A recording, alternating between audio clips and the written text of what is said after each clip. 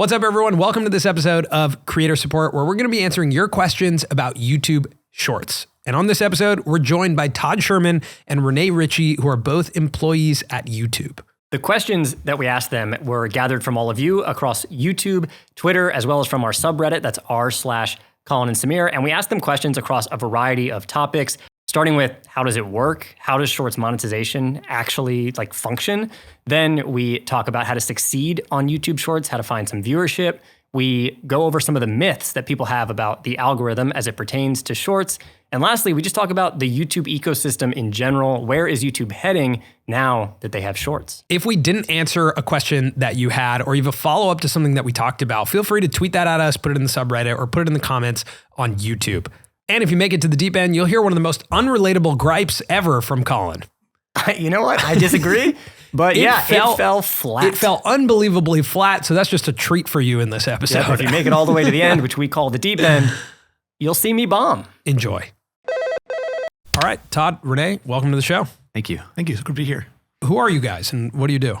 I'm Todd Sherman, the product lead for YouTube Shorts. What that means is I sort of guide the strategy of building Shorts. That informs the roadmap. And then I have the core team that builds out the experience. That's like the playback experience, recommendations, and the creation tools. But it's really collaborating with tons of teams across YouTube. So that's my job. You are Mr. Shorts. I don't refer to myself as Mr. Shorts, but we do. But we do. Yeah. It's a superhero name. And Renee, your role at YouTube. I'm the creator liaison, which means that I help advocate for creators inside of YouTube. So I take all the feedback that people like you, that other creators give, and I sort of put it together and I talk through new features and communications and all those things, just so that there's a lot of empathy for creators and a better understanding for creators inside YouTube. And then externally, I help educate creators so that they have less stress and just more success on the platform. So your job is to bring empathy on both sides, essentially from creator to the platform. Yeah, absolutely. There's everybody at YouTube. When you talk to Todd, you'll see this. Yeah. Everybody cares about creators a lot, but they all have other jobs. And I have the luxury of caring about creators being my only job. Yeah, and having the experience also of uploading to the platform. And I still maintain my channel. Yeah, I always want to feel the pain first before anybody else does. I want to feel the pain. And that keeps me really honest because I have to use this stuff every week. So the voice of creators from within. Yes. Right, basically. Yeah. So this episode is live on February 2nd. A pretty big change to YouTube happened on February 1st. Can you guys kind of explain this change as it pertains to Shorts and short form monetization? Yeah, I mean, we're really excited for Shorts to get monetized as part of the partner program. So early on when we were working on Shorts, we sort of knew that it really required a fresh look at how to effectively monetize it. If you think about how each video ecosystem has monetized, whether it's movies or even television, both those are different business models, right? For televisions, maybe you show up with a season run for a show and then somebody licenses it, they run ads, they make money on top of it, then re-up you for another season. YouTube's more direct, really aligning the incentives with the creator, ability to draw an audience, and there's that pre-roll and mid-roll. And both of those don't work for short form. So we really had to take another look at what does it mean to monetize short form video on the platform.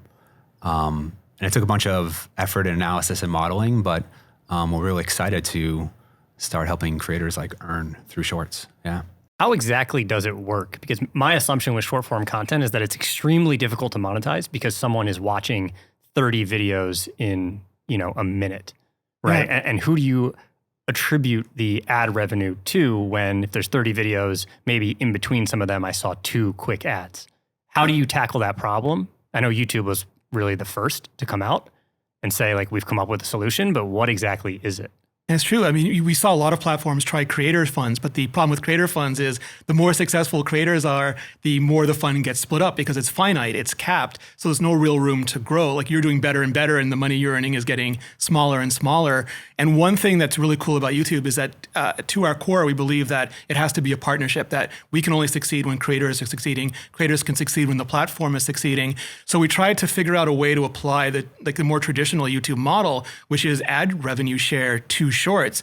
But to your point, you can't really have a pre-roll on every short. They're 15 to 60 seconds and some pre-rolls are longer than that. So the approach we're taking is that ads are going to exist in the feed. So you'll watch a certain amount of shorts and then there'll be an ad, and then a certain amount of shorts and then there'll be an ad. And because there's no specific video attached to each ad, we're going to pool the money from those ads for all of the views that those shorts got. And that's going to be by region as well. So first question is from Michelle Correa. Hi, Michelle. What is the average CPM we can realistically expect in shorts? How will it be better than the TikTok Creator Fund? I think this is one of the things where it honestly is too early to tell. Like we were describing how individual ads on a long form video, they're ascribed to a specific video. In the same way, CPM is subscribed attached to a specific video. And we've seen CPMs vary. Like there's some niches where CPMs are enormous and there's some niches where CPMs are very low. But there's no telling right now what the videos you're going to be watching are in the feed yet. And those ads will have different CPMs across a wide range of videos. And at the same time, the economy is changing so much. Ads are just ramping up now for short form video. It's the first time any platform has really tried this at scale.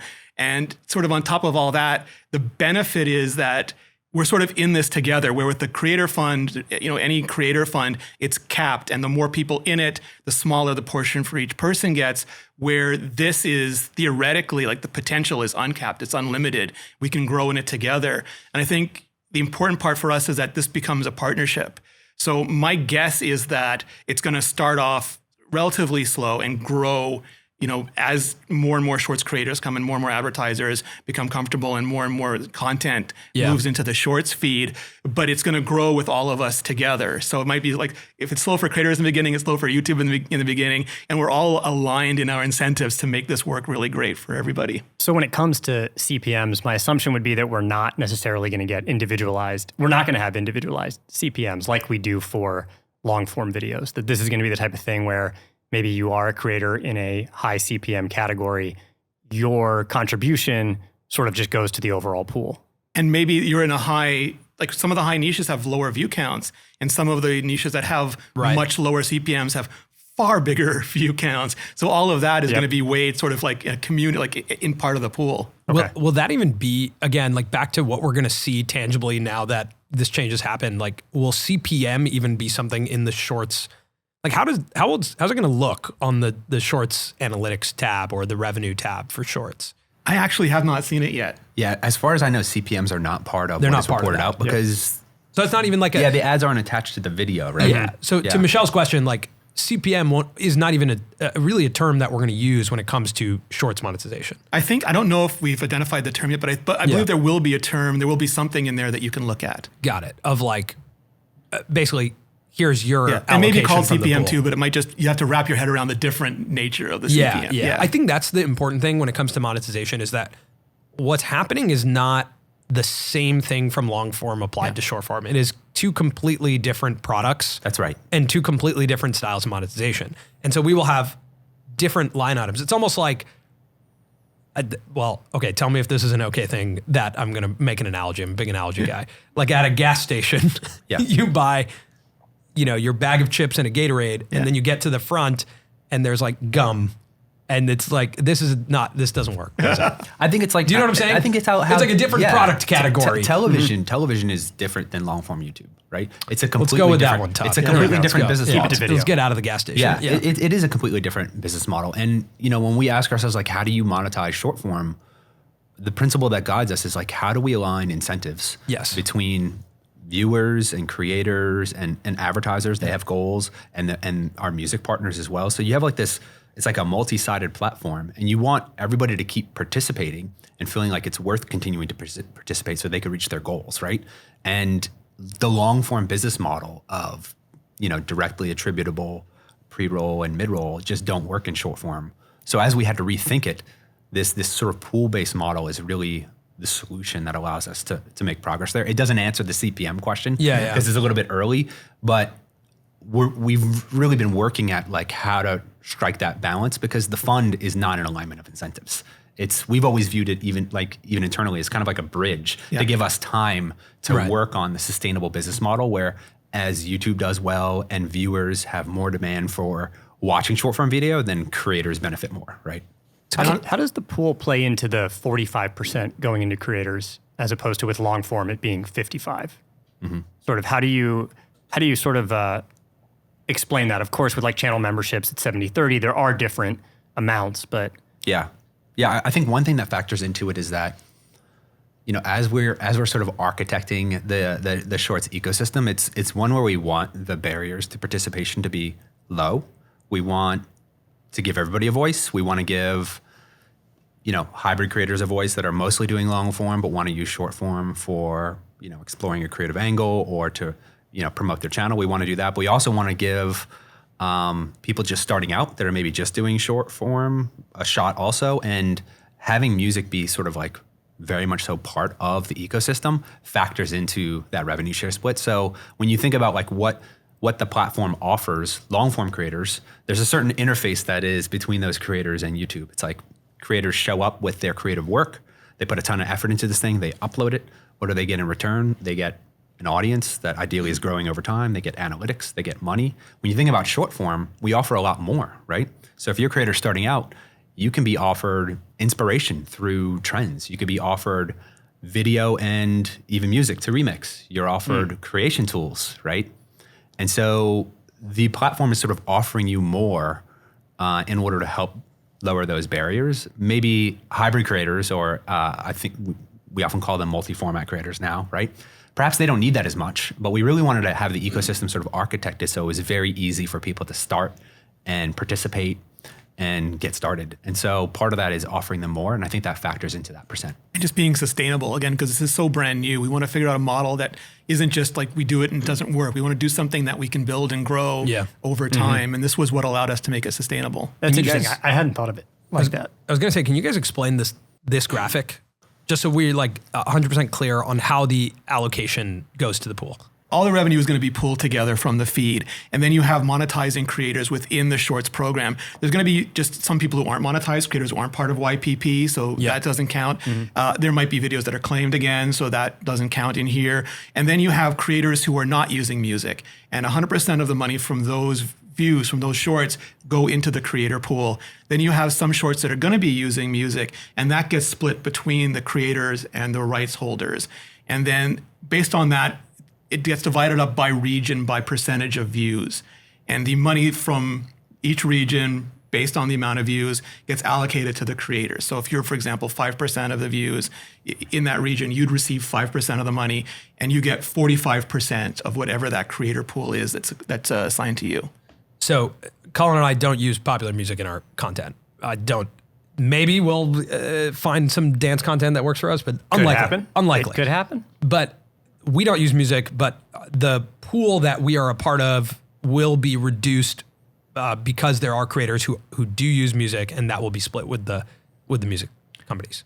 Correct? Absolutely. And I'm going to let Todd answer this because he had a fantastic answer to it. I think he's addressed this on Twitter a couple times. So Todd watches more dance content. Dance content is some of the content that I watch. Yeah, I think it is important to, one, keep the model sort of simple and not disincentivize the use of something that's so importantly part of short form video, but then also make it so the barriers to participation in the ecosystem are low. And so when you think about lots of creators that are making videos, it's not all about dance, but whenever you add good music to a video, and it may be a joke or it may be a skit, it doesn't necessarily have to be a dance video. Those videos, the production value of those videos increase immediately, right? And so I think we're definitely interested in making sure that it's easy for people to use music and not penalizing them for sort of like wanting to we don't want people to shy away from music because it's such a valuable asset for people to create videos. And it's also, when you present creators with options, they might be nervous to take it.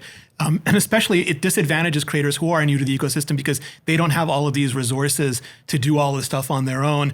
And some people might think, well, I don't need that stuff, so it's not fair that I'm contributing to it.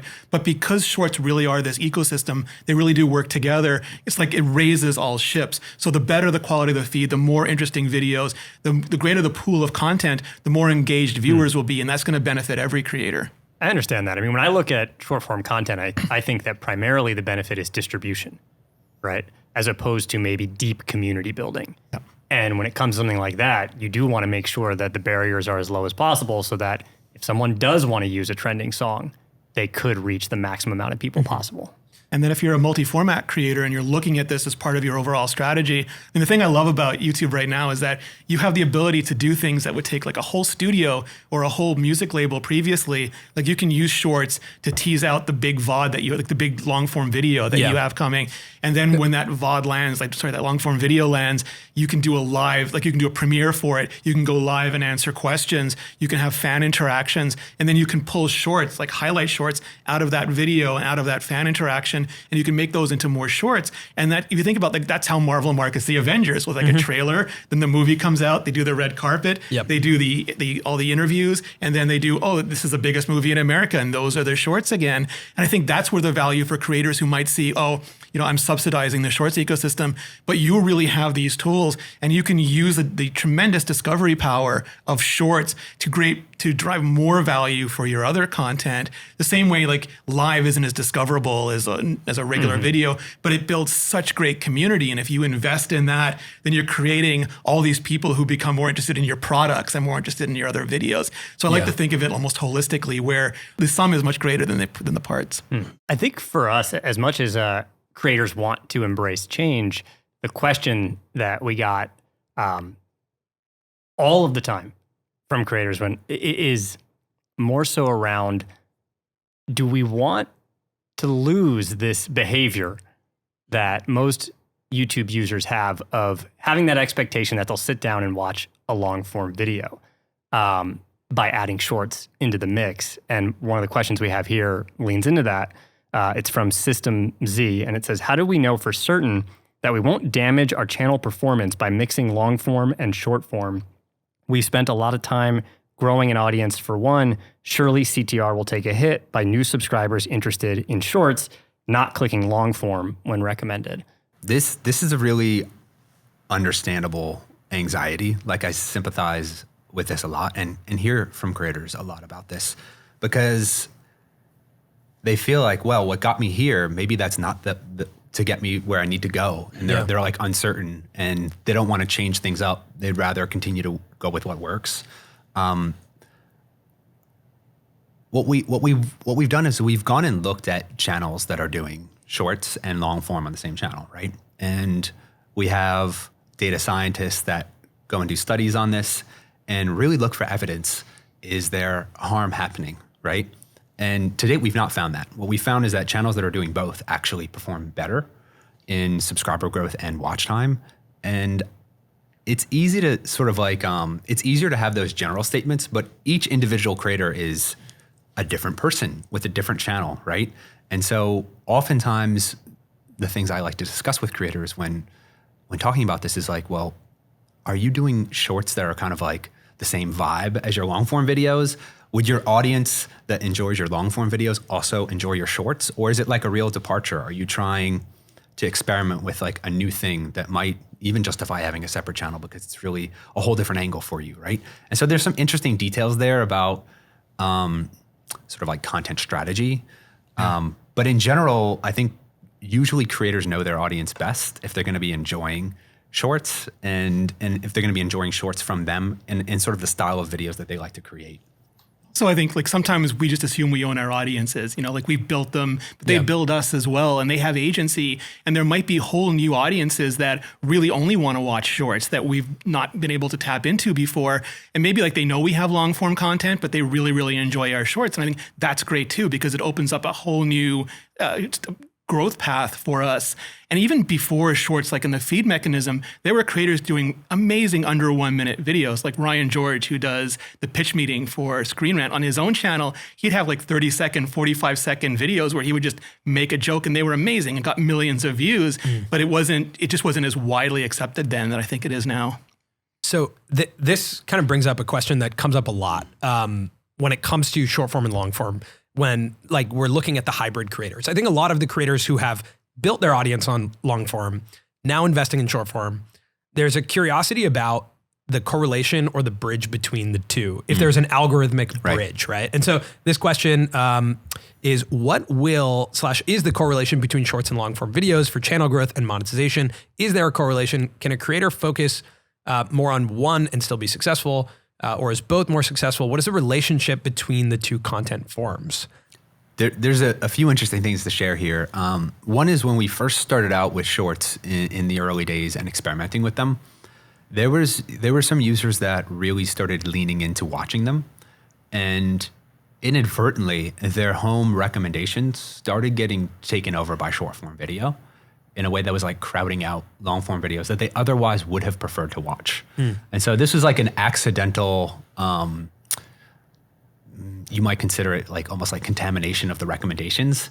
And so we observed that, caught it very early, and then basically very deliberately started separating short form recommendations from long form recommendations. And so the algorithms at their foundation are sort of aligned on the same principles. Like we want to recommend videos to people they value, but we separated shorts because we didn't want that to happen, right? But then recently we started working with the core recommendations team at YouTube that focuses on long form and really starting to build a bridge there. And it's an interesting area because it's not like everything that you enjoy in shorts, you automatically enjoy in long form. For example, like I like to watch people like crush some dances if they're really good dancers in short form, but I really never seek that out in long form. Conversely, I enjoy science experiments in both, you know what I mean? And so my interest may be something that is in shorts or in short form or in long form or both. And so as we go and continue to build that bridge, we want to be deliberate about making sure that there's signals available between them so that a creator can have their audience sort of travel with them. And that there's like one lane of the bridge kind of built right now. And we're going to continue to invest and investigate what it means to build more of a bridge. Yeah. So like, I mean, the most like clear-cut question that most creators ask, and that we have asked you, I'm pretty sure before, Todd, but like if we start performing extremely well in short form content, does that suggest, is there any algorithmic reason that our long form content would be recommended to those people who are watching our short form content? Like if we're driving, I think there was at one point we were driving like 40 million views a month on short form content, and we did see an uptick in our long form viewership.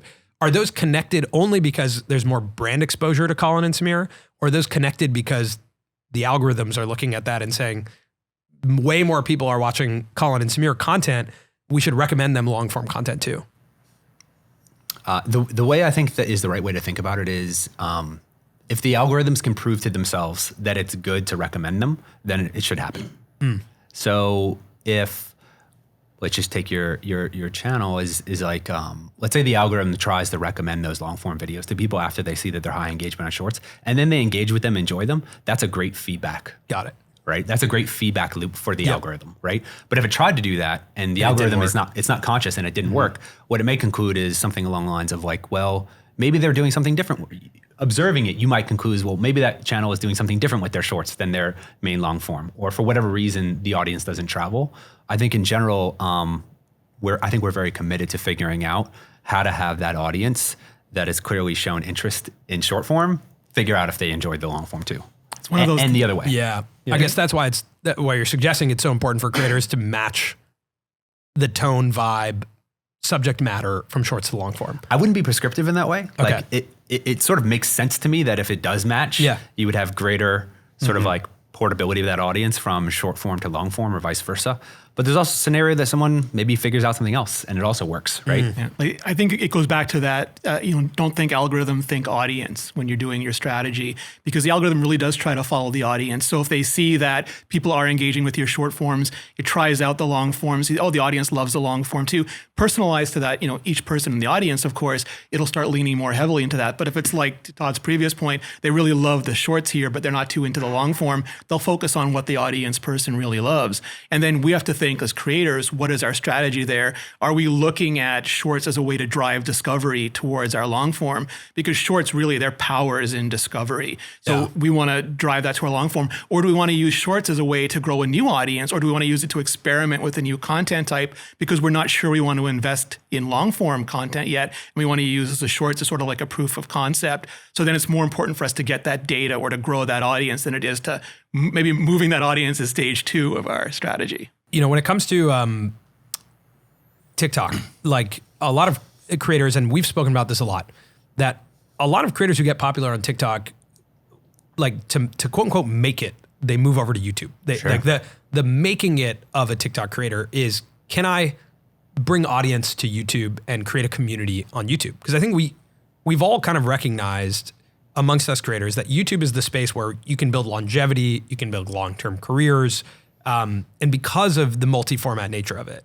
Now, one of the reasons why TikTok's not a great place for that, or the For You page of TikTok's not a great place for that, is because the For You feed is the creator. Like, you can remove some of the most popular creators on TikTok, and TikTok's still enjoyable. And I think as we come over to Shorts, that's something that we've heard from creators is like a conversation point about like the ethos of YouTube being very creator focused and creator first. And the Shorts feed, you know, with the democratic nature of it, there's like the positive, which is anyone can do it. And then the side that I think creators get concerned about is like, does it devalue the connection to a creator when you can always kind of maybe just become a fan of the Shorts feed rather than a fan of a specific creator? Yeah. Do you guys think about that, or is Totally. that, Yeah. so, like, how do you? Yeah. You know, when I hear people talk about community and then I ask them what they mean by that, I often hear different answers from different people. It's actually pretty hard for people to agree on exactly what community means. Right. When I think about real world analogies, like in my neighborhood, like what does it mean to have a community? It means that, you know, I see people that I recognize, I know their names, I interact with them on it's like some regular basis. There's like time spent with them. And so I think the intentionality of long form video and tapping on that and acknowledging like you're choosing to watch that video and sticking around for a long period of time, I think that most people would agree that it's fantastic for community building. I think that there is certainly there's an outcome where short form video may very well be less effective at that because the algorithm is trying to do a lot of things. It's trying to keep the content diverse. It's trying to introduce you to new things all the time. But I don't think that means you can't build community there. You know, a lot of TikTok creators have pretty strong fandoms, and they didn't get that by switching just to long form video, right? Right. And so I think there's good evidence there that maybe it's a different type of community. Maybe it's not with what we know from long form, but I think that there is potential there.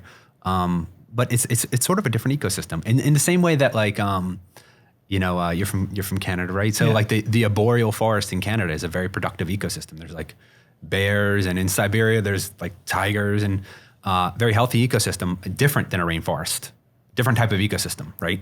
Different incentive setup, right? And so it's just kind of a different ecosystem, I think. To that point, Not where I expected you to go, Todd, with the ecosystems, but I love it. I was just going to say, like, good. as a Canadian creator, for example, there is no TikTok fund in my country. Like, Interesting. So you can't make money there, and everyone is basically doing it in the hopes that there'll be some other career they can spin out of it. So I like the international aspect of the revenue sharing on YouTube, because more people in more places with more formats can all benefit from these systems. Yeah, I think that the interesting thing that I keep thinking about is like 1 month from now or 45 days from now when the checks start coming in, Right. the inevitable videos, right, of here's how much YouTube Shorts paid me for X amount of views. Like for us, let's say we have a short with 10 million views and then another creator has a short with 10 million views.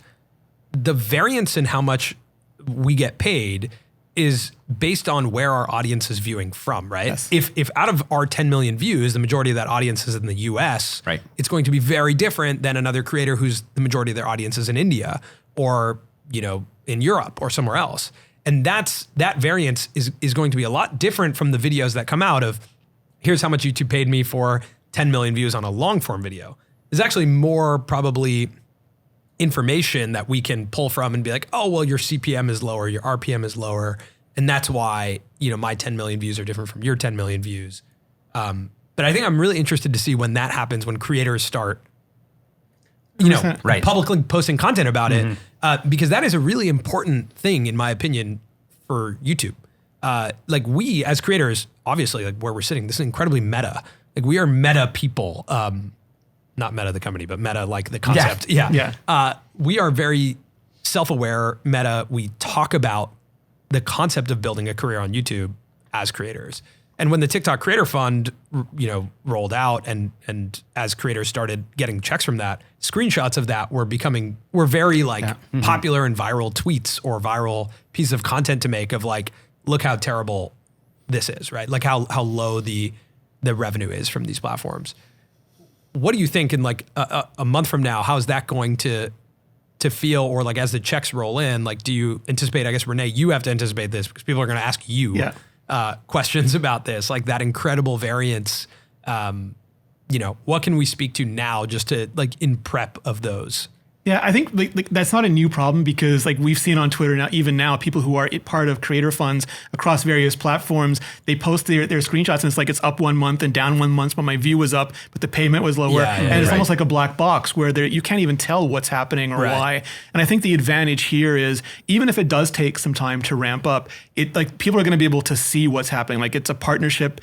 They're going to see how much of the money that they got, and they'll be able to build some understanding of it. Or like towards your point, maybe you got 1 million views in the US, but maybe someone else has figured out I'm getting 300 million views in India. Right. And then so you're looking at it not just by pay, but you're looking at it by size of audience in regions. And because there's like demographic data, maybe you think, oh, I'm not getting as much as I thought from India, but that's a huge opportunity for me. And the next batch of shorts I make, I'm going to really focus on that audience because I'm really understanding what they want from my shorts now. So I think we're going to absolutely see those. And I think to me, I'm going to be most curious to see where people find the potential in them. Yeah, I think what's interesting is this is specific to us, how we operate as a business. When we look at platform payments like AdSense or like what we can get from shorts revenue sharing through the partner program, we actually, even if you look at our 2023 projections, AdSense is not a part of it. We don't include platform payments in how we project or build a business plan. And I don't know if that's how most creators operate or don't operate, but I think we acknowledge the variables. And I think that's an important thing to recognize. Like, there's a level of control that we have as creators, but there's also a lot of variables as this rolls out. Like, I think that some of the questions that we've received, my answer to a lot of them is like, we don't know. So don't base anything on it. Like don't base your rent on what you think you might make from YouTube Shorts. Do you guys agree with that sentiment, or do you feel like it's more predictable than that? I think, from my point of view, one of the questions that we get asked too, and I'm sure you get asked it, is like, can I be a sustainable shorts creator? Like, if I'm primarily or shorts first creator, can I be sustainable? And the way I look at it is like, there are some people who create just to create, and that's fine. Like, there's a whole artistic element. But if we're looking at it mostly like from a creative entrepreneur point of view, it can be the foundation of a business. And the same is true in long form. Like you, for my channel, I don't consider AdSense. Like AdSense is sort of bonus money for me that I get every month. And I build the business to be sustainable regardless of fluctuations, because we know like AdSense is lower at the beginning of the year, it builds towards the end of the year. Some videos overperform, some underperform. So like you, I've completely taken that out, and that's extra money for me. And I built a business around it. And I think we're going to see the same with shorts. Like we'll see something like the people right now who are phenomenally successful with short forms, they have whole products, they have whole businesses. And I think people will be able to use the discovery potential to start products, to get awareness, to start communities, to do brand deals, to do products, to do like, like affiliate revenue things. I think it's going to be a core part of that. I think Cassie Ho from Blogalotties is a great example of this. Like she's completely adopted shorts and her discovery is like through the roof. I mean, I think she said AdSense is 1% or platform payments are 1% of her overall revenue. But she's able to drive to the products, right? To PopFlex and Blogalotties, and like be able to build a brand and community around short form content. So we have seen people take that and actually use the discoverability to drive to their businesses. I think it's important to understand too that we're all experimenting when it comes to these new advertising formats. I remember 10, 11 years ago, Samir and I pitching different companies on buying YouTube pre-roll for long form videos. Like that was a process that took years, and now obviously it's like a given, it's understood. But now again with short form, no matter what platform you're on, it's new. And that we're all going to start to see how it works, how companies like advertising in this format. And it's something we all have to be aware of, that like it's just going to happen in front of our eyes. And of course, YouTube has it in our best interest and also yours to figure it out. But collectively, the advertising market is just something that we're going to see unfold. And I think there's that element of being fearless in this because, as anyone who's been creating for a long time, I did my first video in 2008. Like it was for the company I worked from, but we still saw all of this grow. And in the beginning, like there were no ads, and then ads came and some people got them, and then ads came and everybody got them. And then people pushed back on that, or you started doing sponsorships. And the early people who did sponsorships, they got called sellouts, and like there was a lot of audience pushback. And if you folded to that, maybe you didn't become as successful as you could have been, but a lot of creators didn't. And now people barely blink an eye, and we've gotten to the point where there's like showcase videos and there's all these different opportunities. And I think shorts won't be any different. Like there'll be some people who are like, I'm not really sure about this model, and they'll wait. And there'll be other people who are like, I see a tremendous opportunity here and I'm diving full in. And then as part of the creator community, we'll start to see the wins and losses there and figure out our own strategies. Can we talk about original content? This is a question from Blessed Jedi, otherwise known as Jason. Original content, period. Will YouTube do something to make sure shorts aren't just 20 cutouts of existing content creators' latest full-size upload? And this is something that relates to us quite a bit because we have long-form podcasts on our main channel.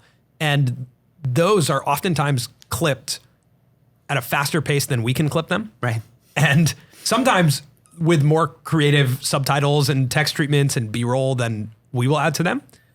And some of these videos have 20, 30 million views. And as we look at, right now for us, it's like, okay, that's fine. Like more discovery of these moments. We're a part of it. Our brands are building.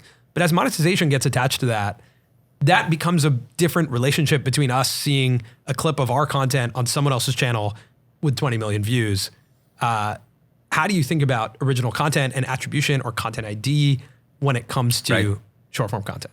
Yeah, there's another aspect to this, which Jason didn't call out, but it's just like, come on, Jason. Yeah, it's building on top of Jason's question, which is like, what does it mean to enable people to remix content on the platform? Yeah, totally. Right? Yeah. So a couple things about remix. We want to make it easy for creators that are investing a lot of creativity and energy in their long form videos to, package up a short from that, right? So even now, if you go inside the YouTube main app and hit the little remix button, I think it says create right now on watch pages on your own video, you can actually import part of that. And that flow will get better and better over time. And the nice thing about that is that when you do that and you publish that short, it's a new video ID under the hood, but it links back to the long form video. So we want to empower creators to do this themselves and actually have the link. That's one thing. Another thing is that, what do you mean by link? You mean like right in the player, like as you're swiping through the shorts feed and I get to the video, the short that you created, you would see a attribution back to the original video, and then one tap from the shorts player, you would get to your long form video. Oh, interesting. Yeah. So that's but that's only if you use that tool, the create tool. Yeah. Will there be a way to do that even if you didn't use the tool? We're thinking about allowing people to link to any videos. Like stories. Because like in stories, you can only do it once every 7 days. But I feel like this is like stories is a untapped. Like it's not utilized half as much as I think it could be. Because sometimes we'll post a story, it'll get hundreds of thousands of views, and we'll have a link to our long form video. Right. And we'll notice a actual uptick if a video is underperforming the UI would probably be different because on stories, some people take like a sticker and they just like make it full screen and like that's all that's about. In shorts, the video really needs to stand on its own in terms of driving an audience, where stories is a bit more affinity based. Like you're watching that because you really know and already love that creator. So there'll probably be a link, and there already is if you use this import tool, but when we go and enable linking later on, and I don't have an exact launch date for you on that, you'll just see basically right by the title, you'll see an ability to tap to the video. Yeah. So we want to formalize those links so that viewers have that journey they can go on. And then even if somebody like watches your long form video, maybe they're inspired by it and they want to green screen themselves in front of it. Sure. Then we'll also link back to your video. But but like the culture I think on YouTube is so much so that it's like pull the video down so I can bring it into my editing software and cut it myself. Rather than use the remix tool. That's where like a manual link would help creators in that regards. But all of that is sort of around linking and remixing. And really the question's about like, what are you going to do when people upload this kind of outside those tools? And I think Content ID could be an important tool there, right? So, if creators find that they feel like people are not adding a lot of value and that they're just being ripped off, like those tools exist and they can claim that content. Oh, it does exist for shorts. you can claim, I believe you can claim shorts. Oh, okay, cool. Yeah. What if someone does use the remix tool on a piece of our content? Like we've enabled it to be remixed. Yeah. And it gets a ton of viewership. That creator is also monetizing. Is there a future where we split that revenue? It is something that we've been thinking about. I think it's a little too early for us to know exactly how it should go, but it's definitely part of the discussion. Yeah. It's also a part of a bigger discussion, I think, in general. I'm sure you guys have seen this a lot. Like people are streaming other people's videos and reacting to them. Or they make reaction videos where it's like 8 different videos and they're reacting to all of it. And there's a debate in the creator community. Some people will say, I love it because it gives me exposure. Yeah. More people get aware of me. Other people are like, I don't like it. They're using my content. And then, but if I say something, maybe that creator is bigger than me. Like, Totally. so it's an entire For us, conversation. it's like candidly, it's been beneficial when a streamer like Ludwig or XQC, both of which reacted to one of our videos, and that gives us a bump. And you know, there's a mix right now of kind of this new wave of content creators. It's like the more I show up, the better for the brand, right? But then I think it's more relevant to the aspiring creators that are starting to explore like monetization, and then you know when that gets pulled, it's like, am I benefiting from that or not? Is the exposure beneficial? Am I actually right? Or you know, how much has materially changed? Because sometimes there's other people who cut our long form content into better shorts than we can cut them into, and they do add B-roll and text treatments that are different or graphics, and you're like, oh, that was really good, and I get why you have X million views on that. At that stage, it's almost like, I guess that's more similar to what's happening in long form too, where people pull. And there's different levers as well. Like for example, even now on long form, if you just want to post a video, that's one thing. But if you want to be part of the YouTube partner program, we don't want reused content in there. Like there has to be some form of originality, and the same is going to apply to shorts. So like whether someone's doing it or not, whether they can get into the YouTube partner program is going to depend on how original they end up making that content. So I think we're getting into like feature requests and questions here, and one that we got here from Kyle Millis was, what's the deal with the usernames? Will there be more collaborative videos in the future between creators using new username tags?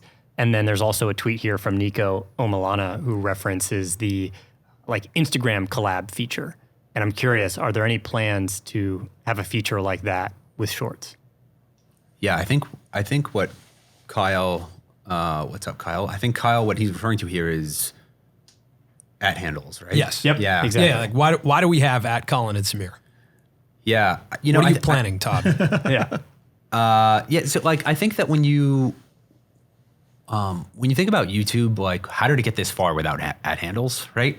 And I think that not now we have them, but leading up to now, sorry, you're going to jump in. I was going to say, is that because like we would in the comments be able to tag someone, or like why do you say it's amazing how far? I mean, sort of like as part of the identity model. Yeah. You know what I mean?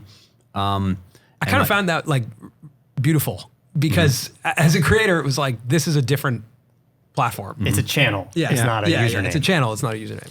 Yeah. And those channel names are not unique, right? Right. And so as we've thought about what does it mean to sort of like continue to position YouTube as a place where people can get started, establish their identity, having a unique username, I think is probably more needed the more creators you have active, right?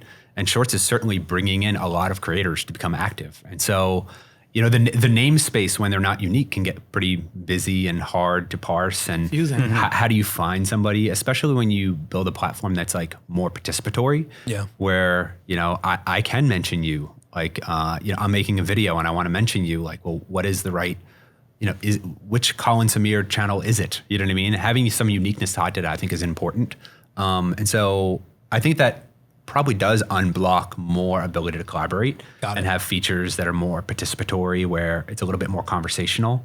So I think that's sort of like, it's kind of like a foundation of an identity model that I think it's like kind of sort of finally updating it to modernize it a bit. So. And you can tell me, but I think long form and even live creators would love some sort of ability along those lines too. Like if you did a video where you're at, some creator studio and you have the ability to put it on both channels and.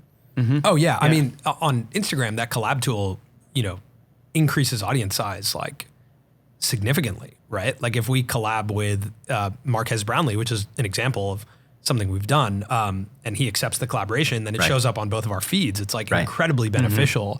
So you imagine that in the shorts space, like that would be incredibly beneficial for new creator discovery, for collaborations, for, even for promotion of long form collaborative videos. Right. To be able to both upload a short at the same time.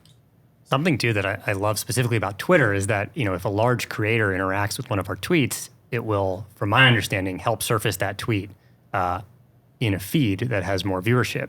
And I don't know if this is the case, but I feel like it'd be a great opportunity that, if a large creator comments on the video of a smaller creator, it would potentially recommend that video to fans of that much larger creator. Maybe even that comment shows up in your feed, and then you can go, Mm-hmm. All I can say is please keep giving us this feedback, because this is the kind of stuff that I love to just bring to YouTube and say, creators really, really want this. Viewers really, really want this. Mm-hmm. I think one of the most exciting parts of Shorts is that, we want to build an ecosystem that delivers lots of viewer value for short form video. And there's a lot that goes into that. The content recommendations have to be, appropriately diverse. We have to have tight feedback signals. All these things about recommendations help you discover new things, even trend, like all these things we have to build. But the nice thing about it is that it's connected to YouTube, and it's connected to YouTube Music. And so it's an ecosystem that we're seeking to grow and scale on the creator and on the viewer side. But it's one that's meaningfully, and I think increasingly, connected to these other big ecosystems. And that connection, that cohesiveness, I think is something that no one else has. This is from Philly Beats You. So he's got 3 questions here about performance. Number 1, under 30-second shorts versus over 30-second shorts. Does YouTube push longer form shorts, or are they on different algorithms? 2, key factors for shorts being pushed: likes versus comments versus subs, ignoring AVD. And 3, bare minimum retention needed. Essentially, the question is what are there any best practices? Yeah, what's the secret formula here? I can share what we've found, but I'm curious to hear. Tell me. So, I know we called you and we were like, Todd, your machine's broken because we are no longer, our shorts are not performing as well as they used to. And what was interesting was then it forced us to take a hard look at ourselves and look at the performance of our shorts and recognize that we were actually starting to push our shorts towards the 60-second, marker. And that was also at a time where more people were making shorts. And what we recognized was if we were making a 60-second short, it was really hard to get above 85% retention. And we were hanging in the 60% retention range on a 60-second short. And what we recognized was as we started looking at our shorts, the ones that were in the 35 to 45 second range were able to get to that 85% retention mark, not just because of the length, but also because of the style of content we were making. Was it visually engaging in the beginning? Did it actually matter that you needed to watch till the end? Or did you get all the information up top and we were just carrying it too long? So what we noticed is somewhere between 35 and 45 seconds is our sweet spot, but only if it matters that you watch till the end, and we can hang in the above 85% retention range. I think long form creators that do shorts, this is a little anecdotal, but my guess is that when you power up, when you power your camera gear and you go and get set up as if you're making a long form video, but it's a short, I think that they tend to lean towards making 1-minute videos. And it's just sort of almost a byproduct of the video creation pipeline is heavier weight compared to me just picking up my phone. You know what I mean? And so I feel like there's a tendency there to go longer, and maybe that's okay. And I think that that's okay if that's the sort of length story that creator wants to tell. And the thing that I would advise creators on is tell the length story that you want to tell, right? And so if somebody is making really pithy, cut to the point, instantly rewarding 10-second videos, then that's what they should make. And if they're really good at developing a narrative arc that builds and then finally delivers after 50 seconds or 60 seconds, then that's probably what's best for them. I will say that in general, things that are under 20 seconds, that tends to be where I think lower production cost videos will thrive, right? When you think about the billions of camera rolls in the world and the tiny percentage of videos in there that deserve to be viral, they usually they don't deserve to be a minute long. It's some moment in somebody's life that happened that they observed. Those will probably live under 20 seconds. Or, you'll see more trends on the platform in the coming year. When you're taking a trend and sort of participating in it, it's a creative direction that's out there. You're not coming up with it yourself. and you're remixing something, those tend to be shorter, right? Or if you're remixing or like reacting to a video and maybe like doing a duet style thing next to it, usually those things aren't a minute long, right? A minute gives you a lot of time to develop a beginning, middle, and end to your story. And the longer they get, the more that they're like mini real videos instead of like a moment or a scene. And so that's kind of reflecting on how different parts of the ecosystem, I think, will sort of evolve differently. But overall, creators, I think it's the best advice to just tell the length story that aligns with something that you're proud of, right? And I think the other part of it is it's somewhat a question that we've always been asking about, like full-length videos or long-form videos as well. Should it be 8 minutes? Should it be 10 minutes, 12 minutes? What happens if it gets to 30 minutes? Should I keep it for a while? People are like, no, 4-minute videos are the key. And I think it really is like as short as it can be, but no shorter, and make it about the story. Hayden Hillier-Smith uses this wonderful consideration term. Like you have to earn the consideration of your audience, and you can do it as it goes longer. It just becomes harder. Like you've got to have more attention to what you're at. Like you have to be giving them value for the longer period of time. If you can do it for longer, it's great, but maybe start off and see how long you can tell a really good story for, and then make it more organic. Is there a length that's that like if you're making like a 5-second short, is it still monetizable? I don't believe there's any limit. I don't think there's a limit in the monetization terms, but I will say that the shorter the video gets, like in the single digit seconds, like 2, 3, 4, it actually becomes pretty difficult to judge if the person is actually enjoying it, right? Because the video is playing and it's looping, right? So if you delay at all, you're like watching it over 100%. Right. And did they enjoy that, or did they just take a couple seconds to swipe away? And so I think it's hard to give advice like real rules of thumb about length. You know, I'm sticking to the make the length video that you are sort of proud of, that you need to tell your story, but probably don't make 2-second videos. I'm curious, what constitutes a monetizable view in that sense? So as far as I know, maybe you know otherwise, YouTube's never published exactly what is a view publicly, but the desire behind having something that we consider a view with some data behind it is sort of to know that the viewer is sort of like intentionally watching this. Yep. That doesn't necessarily mean that it's their favorite video ever, but contrast that with, imagine if you counted just the first frame of the video, right? That's sort of like, especially when you're in a feed and just swiping, that doesn't really encode for intentionality of watching the thing. And so there's some small time threshold in there that really basically accounts for a view. But to date, I don't think we've been public about that yet. Okay. Sorry. No, yeah, that's fine. I guess part of the reason is that, you know, as new products come out, there's new conditions that get encoded in that, and it's actually like, you know, oh, well, what if on this surface somebody took an action or it auto-played, or it's in the, like a lot of...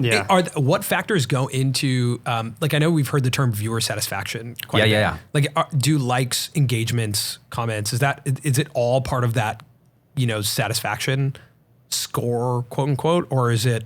Yeah, a lot of effort goes into this. So, one of the ways that we try and figure out if people value their time is not everybody will see it, but a small percentage of users will get a survey.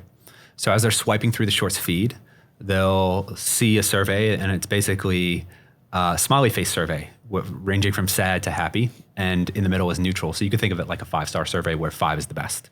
And we really want to predict that people are answering those surveys with 4 and 5 stars. But we gather all that survey data. How did you feel about this video? Sometimes it's 1 star if we get it wrong, or it's 5 stars if they love it. And so now we have this sparse data, which doesn't cover everybody in all videos, but we take that data and basically model out if you valued the watch time on all the videos. And it sounds like a little bit of magic in there, but what we do is we model that out, and then we test the model. And so we say, this model is predicting that this would be a 5-star video for you. And then we run that survey on you, and we say, well, they answered 5 stars. We were right. Great. Oh, and so we build a model that predicts whether or not people would value their time. And we try and increase the percentage of time that we have that is valued watch time. Whoa. That's really interesting. Yeah. Do you respond to those surveys when they come up? Sometimes, yeah. Sometimes Depends how I'm feeling. It depends on how I'm feeling. If I'm in the mood. Yeah. We don't want people to, But now that I know that they matter, they matter. I will respond to them. Now that I know that they matter. Yeah, they matter. Yeah, that's good to know. Todd, you said something earlier that I thought was interesting. You said there's going to be a number of trends in the coming year on shorts, and I'm curious how much of an emphasis trends are for shorts, because you look at TikTok, trends sort of they dictate what happens. They cycle very quickly, and they follow culture. Yeah. And I'm curious what some of the emphasis is, or the plan is, with shorts to sort of create trends. Yeah. So just to define a trend to start, I think of them as kind of like sets of videos, right? That usually share some part of a song or some audio that's like recognizable. And then they also share some concept. Like, if it's a part of a, like the first generation of trends were basically like dance and lip syncs on Musical.ly days, right? And they became more sophisticated, like takes on jokes, takes on memes. But they usually are overarching related, and there's usually like a time span associated with that trend. Like they don't exist forever. There's like a shelf life. Like maybe they grow, and then over a few weeks, then they go away, and then there's other ones to replace them. So I think that those are really important to lower the barriers for people to participate, right? So it's almost like when you all are making a video, you're on a whiteboard, or you're thinking about brainstorming something, and you're formulating and ideating, and then eventually you get to something, and you could storyboard, and then maybe develop a shot sequence, and then eventually shoot and edit. All the creative process is on you. For trends, it's sort of like really low barriers, because just by watching short form video, you kind of get familiar with something. You enjoy it, and it's really, that familiarity primes you to want to participate. It's easy and it's fun to participate. So now suddenly just like fun can be a motivator to kind of join in. And I think that is an important aspect of what short form video has done for the world, because you really want people to feel like they can be part of something. When people are part of something, that helps drive the culture, right? And so, I've heard creators say like, trends creators aren't real creators, or something like this. It's like, well, maybe those trend creators don't even call themselves creators, but they're making videos, they're sort of having fun, they're building an audience, and they're also creating moments that, a couple of years ago, if you're at like a high school prom, all of those songs are ones that are popular in the culture, in teen culture. And that happens now through short form video. So I think it's an important part of short form video, and it's something that we're definitely investing in and looking to scale. Not at the cost of other things, but in addition to other parts of shorts. Yeah. Also a beautiful part of YouTube. Like that was the very beginning of YouTube. It was like just a guy at the zoo, right? That was like the very first video. And being able to do like impulsive video, I think, is something that generally phased down over a while as production values went up, as expectations went up. And I love that we're reintroducing through short form video that I want to make a video. I'm inspired. I'm going to do it right now. And you don't have to stop and plan for 2 days to make it. I agree with that. I think the first time we made a short, that was a very unique feeling. Like we were looking at the platform and we were like, oh, I guess we can just have an idea and just make it. And then we did that, and we sat and cut it, and then we just published it. And it was like the shortest production window. When you look at like how things are going right now for creators, the production windows get really long because we're taking on bigger and bigger projects. So it is really interesting to have that optionality of like, I can have a short production window. I think it's very early experiment right now, but you can respond to a comment with a short. Oh, you can? Oh, you can. There's a little button. That was one of the feature questions. You're going to see this more and more. Yeah, the other thing, That's something which also was early YouTube. That was early YouTube video replies. And you just hit that in the comment and you make a video, and that's so big because then people can comment to that video. So if there's a comment on this video, a question that we haven't answered here, someone can put that comment and we can reply to it directly in a short. I think it's in iOS. The experiment is running now in iOS, and there'll be a short sticker next to the input for the comment. That's awesome. That's really, really cool. Yeah. I love that. I think that for like community engagement and I think building depth with our audience, that's a huge step for us, for sure. Yeah, that's really liberating. I mean, even just to speak to the first time we made a short, the idea that if it was good, people will see it. If it's not, maybe they won't see it. It won't surface. And that's not a big deal. It felt like such a huge decision to make a new YouTube channel. Yes. Yeah. Even Todd, when we were upstairs and you were looking at, this channel, like our plan for this channel, you were like, that's a pretty big decision to start a new channel. And I'm like, yeah, it feels heavy, but with a short, it does not have that feeling, which is a great barrier that's removed. On the concept of trends, I think what's interesting is on YouTube, the type of trends that arise are so different from the other platforms. Like there's so much more conceptual trends right now, right? Like, have you seen the ones that are, there's a lot of man on the street trends that have arisen in shorts, I feel like. And even the ones that, I was watching one last night, that's like, hey, do you want this pineapple or do you want me to double it and give it to the next person? Yeah, which is such like a late night TV staple, right? Interesting. Yeah, it's like the trends are so much more traditional media or like, I don't know, conceptual. They're more storytelling in the trends that arise on YouTube. But it's kind of funny to see the clear distinction between YouTube will always be this home for people are like the floor is a lot higher on YouTube than other platforms, right? Like the floor even for a good idea on YouTube, I think is a lot higher. It'll be interesting to see when if that does unlock and like the trend culture becomes more accessible, more of what we felt in 2020 on TikTok. Yeah. You know, you're in your home, you can do And the this growth trend. path. Yeah. I mean, like if you're only like the amount of options that YouTube has, you can start off just creating trends. Maybe that inspires you, and then you start making longer form video, and then you reply to comments with shorts. But you have this growth path to all these different formats available to you. Yeah. The other thing I would add is trends. I think it's not only for creators that otherwise wouldn't create, and there are a lot of those. They literally wouldn't be creating if it wasn't for trends.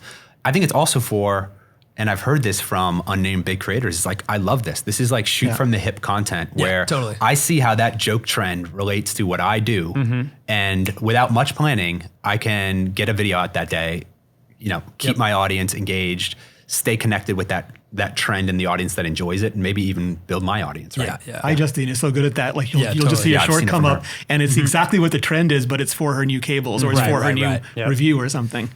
We should ask this one. This is from Max. He asks, is there any way to revive a short that has stopped getting views? Is it possible for it to get picked up by the algorithm again, or is it dead? I think this relates to the culture on long form content. We have a lot of levers we feel like we can pull when a long form video doesn't perform up to standard. Obviously, title thumbnail is probably our biggest swap, right? We can figure out different ways. We can even go into the YouTube, editing tool and be like, maybe the intro was too long. We can cut that and adjust the retention in the beginning. So there's a lot of levers we can pull when a long form video maybe is like Reddit discovers it or something else happens. Yeah. Is there anything on shorts?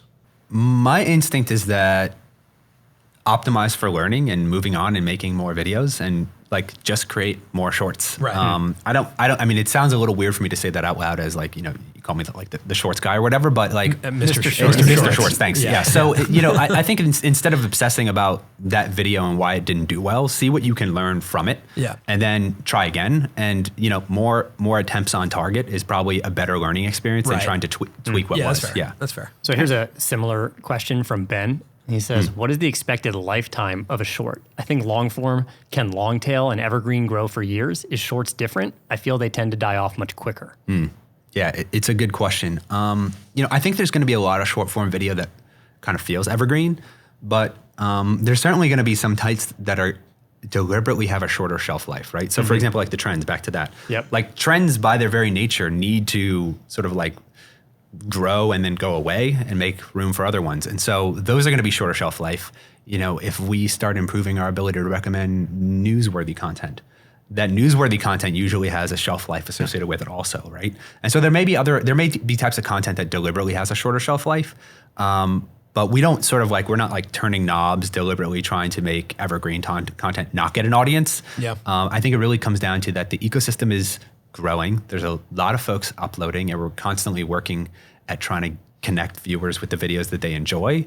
And so there may be like more turnover in shorts, but I haven't seen direct evidence of it. And also like the iteration process is amazing. And we see this in long form, like even in creator economy, people will make how to succeed at YouTube in 2020, how to succeed in 2021. And they're essentially remaking the video, but with the better knowledge and understanding, and they're updating it. And I think with trends, because the barrier is lower and the amount of effort you need to put into the short is lower, you can iterate much faster. And because it's in a feed and not always like in front of everybody the way a long form video is, you might be incentivized to like maybe it's your 5th or 6th or 10th version of that short that really takes off, but you have like the freedom, the liberty to do all those iterations much faster.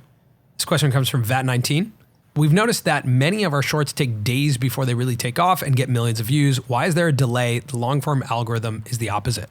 Yeah, this is one of those it depends sort of answers. I'm unfortunately not familiar with Vat's channel and their videos, but depending on the size of your channel, like if you're a smaller channel, we want to get you a seed audience. Like if we don't know a ton about you, like let's say you're just starting out, we want to get that as fast as possible, but we also want to do that responsibly so that we're not like letting like spammers come in there and just spam the system. So if you're a really small channel, it may take a little bit of time for you to get that seed audience and ramp it. Depending on the reason that your video was sort of like recommended to people, there's like different reasons for that, right? Yeah. So some of them may be that someone really loves your channel and you could think that there's like really strong channel affinity. And it's easier to sort of matchmake that video with the audience that we know is out there. There's like many different ways that videos are nominated. I just gave you one. And some of those have different sort of time periods that they take in order to really connect with the audience. Some of these things we want to get faster at. Yeah. Some of these things deliberately take a little bit of time for responsibility reasons. So it's kind of hard to answer. Yeah, we've noticed that we have shorts that, like right now, we have a short that we published in September that's taking off. Is that kind of the same concept where it's like, it was like slowly, It's hard to know what the like sometimes there's like, it seems like there's we look at creators analytics, it seems like there's like a flashpoint. It's like, oh, it was doing okay. And then it went like this. Yeah. Found an audience. And sometimes that's because it gets posted off platform and it gets retweeted a bunch on Twitter. Maybe it finds its way on Reddit and there's like an injection of eyeballs. Those people that watch that video, they're logged in users. And so if they enjoy it, then the algorithm has a whole bunch of more signal to work with. Got it. And then it'll get it to a whole bunch of more people that maybe have similar watch histories to them. And so sometimes that's the reason that thing takes off. Or maybe there is something that happened in the world and people start searching for the thing inside of YouTube that your video is about, right? And then more audience and then things can take off. And that also explains, one of the questions we get a lot is, why do I have like a certain amount of views and then it just drops off? And that's also part of that seeding process because there's no real concept of impressions in a feed. Right. Like for long form video, you can have the thumbnail up and maybe people click and they don't, but you're getting those impressions. And then you can see that doesn't exist in a feed. So you have these seed audiences. And if the short is competitive, it'll take off from there. If it's not competitive, the seed audience will try and be like, oh, it's not really that much interest, and then you'll see it drop suddenly. So people are confused by that a lot because they see views and then taper down. Do thumbnails matter on shorts? I'd say not as much as long form, right? Because most of those thumbnails are never seen in the feed, right? Yeah. And so, there's a few places people get into shorts. One is on the home feed, and there's a shelf of shorts there, and you certainly see those thumbnails. But as soon as you tap in, you're in a feed. Right. And for every video, you don't see a thumbnail there. So I think that they're relatively less important. Got it. I've noticed that those shorts have really nice thumbnails, like pretty compelling. I don't know if that's deliberate. The ones on the shelf. I've screenshotted them before because it's like an amazing Act 1. Maddie Benedetto Yeah. has amazing Act 1. But you're not Thumbnails. saying like an uploaded thumbnail. You're saying like Not uploaded. Yeah. Got it. I mean, I think it would make sense to have a short with a really good thumbnail be on the shelf. Yeah. So you can get people into the flow. Yeah. And But I see what you're saying. There's the shelf, which is going to be like the vertical screen grab of, the short moment. But then there's also like, you could search and a short would show up in search and that could have a thumbnail on it. And then once you enter the shorts feed, you're inside of the shorts feed. Right. Yeah. We call those browse surfaces because you haven't engaged yet. Got it. You're sort of browsing content. So wherever you can browse content on YouTube, basically shorts can appear there. Yeah, right. got it. But then once you tap in, the shorts feed is sort of like this infinite feed of videos and you never see a thumbnail again. Are there any changes coming to the thumbnail functionality of a short?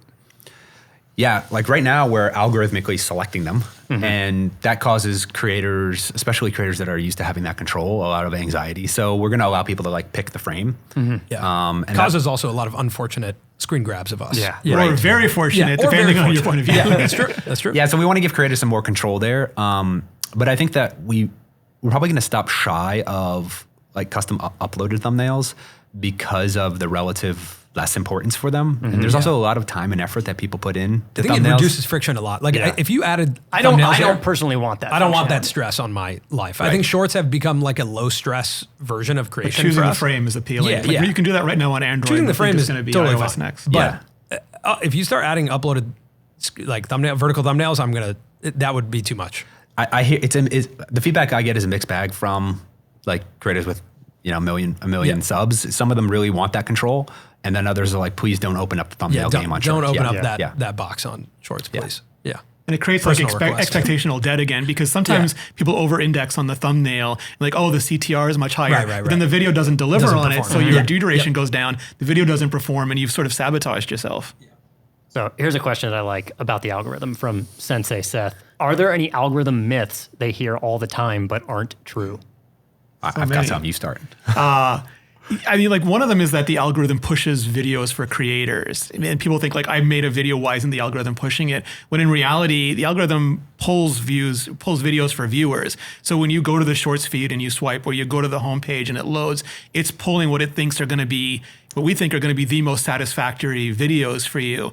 And that sort of for me, that was the inflection point, because I stopped worrying so much about the algorithm and I started thinking like, how do I make my audience happy? And that always provides just a much better answer. Yeah, one thing that I hear a lot is like YouTube is like pushing shorts, and that's not actually how it works. Really, what we're trying to do is make some space for shorts, and then viewer demand is really what dictates how much people engage with it, right? Like we're not tricking people into getting into shorts. It's really all about satisfying the viewer demand, opposed to like us pushing it. So that's another one that I hear quite a bit. The other one I hear is like never upload a short on the same day as like you upload a long form video. Never like, feed them after midnight. Yeah, that's like we have no evidence that does anything, right? Like, yeah, it's fine to do that. Yeah. Oh, interesting. Time of day. Yeah. It feels like the biggest concern is like, if I have a low performing short, will my long form video underperform? Like the next long form video will underperform. And we don't look at sort of channel or creator for those sorts of things. We look at video and topic. So for example, your next video might be a banger, and then it's in nobody's best interest to not show that video because it could be the most successful video ever. Yeah. So really, how the performance of one video doesn't really affect the performance of the other video. Like it's very much based on the audience. Yeah. But if you have a short that performs really well, could that impact? Well, who starts to see the long form video? It could just be that if we focus on the audience, the answer is more people are aware of you, more people have seen that video, and maybe when they're on the homepage and they see your next long, they're like, oh, I recognize them from that short, and so the audience behavior will benefit you in that next long form video. But there's no like algorithmic connection necessarily between the performance of a short and the next long form video. Yeah, it's responding to the audience. Yeah. Okay, this is from the Bentist. I'm going to ask question 2 here. When do we expect all video to be in a swipe style format, long and short together? Do you anticipate that? Well, I don't think we know, but I do think that there's interesting opportunities and challenges to figure it out.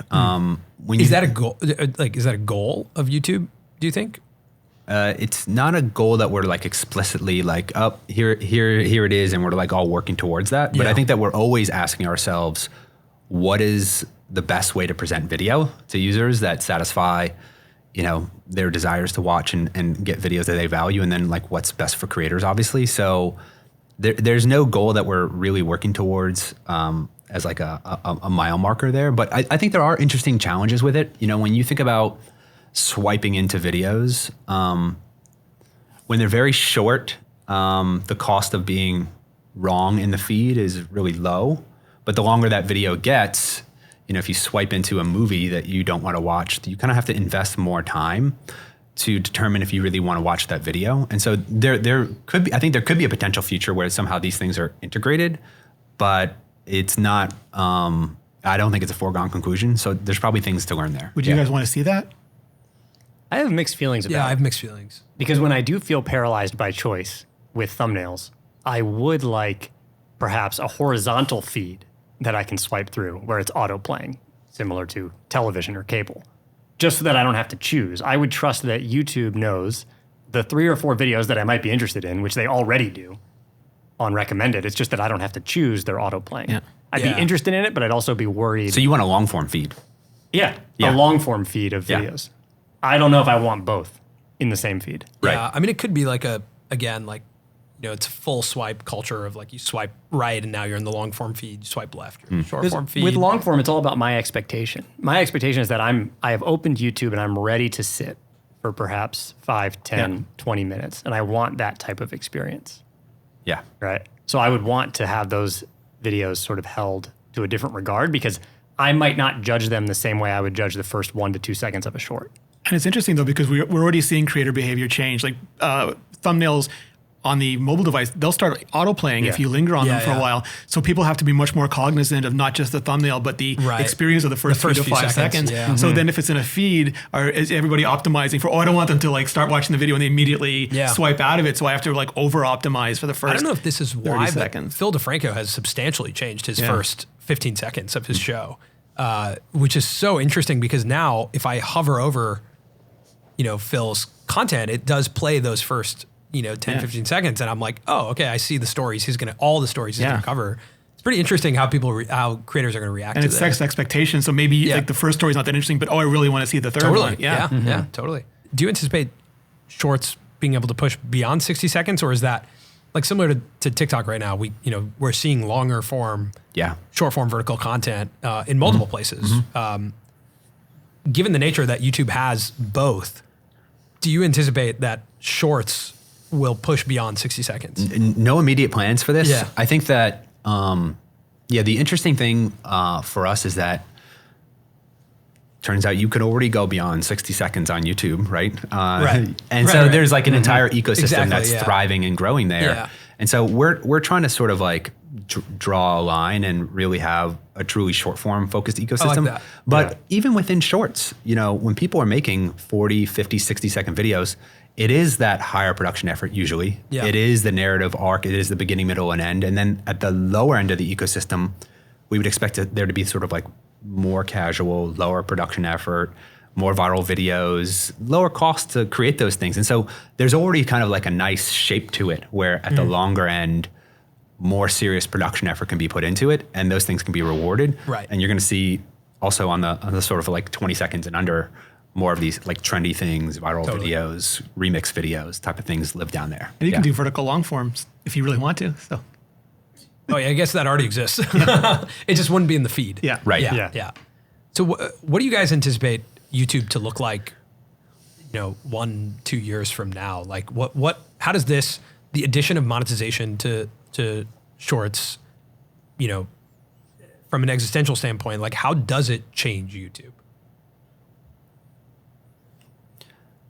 It is a little difficult to predict what 2+ years look like, but what we're trying to constantly do is align those incentives so that it's sort of easy for creators to get started, including getting started in shorts. It's easy for them to get inspired and participate, but it's also easy for established creators that are great at long form to leverage shorts for a multitude of reasons, testing new ideas, getting exposure to new audience, just experimenting with the creative constraints of a minute. And so having these ecosystems grow, having shorts grow and be connected to long form YouTube and even music, it's a little hard to sort of model out how it all works. But I think that how it all is going to look in 2 years. But I think what is safe to say is that shorts is still likely to be an important and growing part of YouTube. Internally, when we look at all our dashboards, they all look how you kind of want them to look, which is up and to the right. And so lots of folks are investing in them and engaging with them. And those creators are of all stripes, right? There's some people that are just doing short form and they're putting a lot of effort in making one videos. There's these hybrid or multi-format creators, and there's folks that are more casual, participating in things, lower. So there's a lot of energy being injected into it, which is kind of what's hard to model out. You know what I mean? Yeah. And I think that's really true. And I think part of that is just we want to partner with creators so that as creators succeed, YouTube succeeds. As YouTube succeeds, creators succeed. And it sounds like the worst answer, but for me, it's the best one, is that we don't know all of this because creators haven't told us yet. Like we can create these tools, these options, these methods, but someone's going to think of an amazing way to use them. Like it'll show you in a short now when somebody is live, and if the same creator is live, and you can tap their profile picture and go to live, or you'll see that icon. And all of these tools exist, and the ones that Todd talks about are being built out.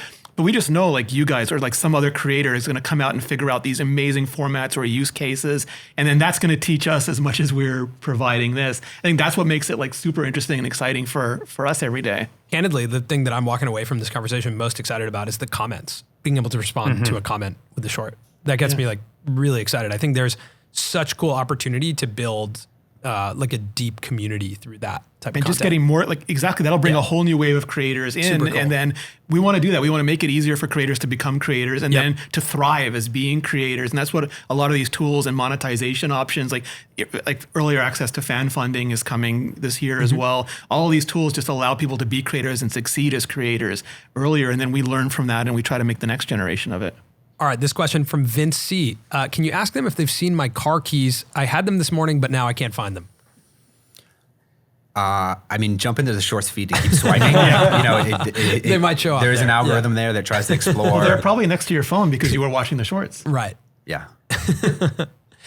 Cool. So if people do have more questions about their car keys or about YouTube Shorts, Todd, we just give them your phone number, or how does this? Where do we send them? Yeah. You can send them to me on public facing. Yeah, So send them straight to at Renee. YouTube Liaison. Yeah, at YouTube Liaison, which is Renee. Yes.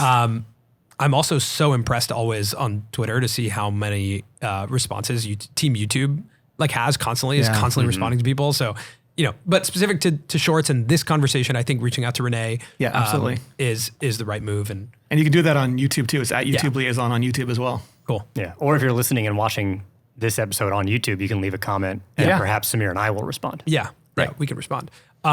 Colin, you mentioned before we started recording that you had a gripe. Let's just finish out with a gripe. I do have one gripe, and just it is a football-related gripe. Sure, a sports gripe. I'm a relatively new football fan, but I've been following the playoffs, and I saw a guy wearing the jersey of a team that was not in the playoffs on the day of the games.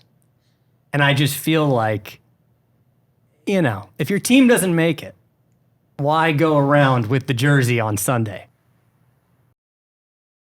Are you talking about at a game or just in life? No, just in life. Okay, that is in a major city where people are going to bars and watching games. Like, you're the guy who shows up with the jersey of a team that's not even playing? You don't have a gripe with that? I don't. Well, that's why it's Do called you guys gripes. have any issues with that? I do not. I'm out of my depth on this one. I just think it's a bold fashion choice. I think it's a bold fashion choice. Yeah. I think it's potentially more. It shows more allegiance to wear it on the day they're not playing than wear it on the day they are I playing. agree with that. It shows more allegiance, but I personally am not a fan of it. Is it Ryan Reynolds in a Wrexham jersey? Is that what we're looking at? It wasn't Ryan, as far as I know. Yeah. Okay. Well, thank you guys so much for joining. Again, if you guys have more questions, you can put them in the comments of this video. You can also reach out to Renee. Absolutely. Yeah. All right, guys. It's been great. Thanks so much, guys. Yeah. Thank you so much.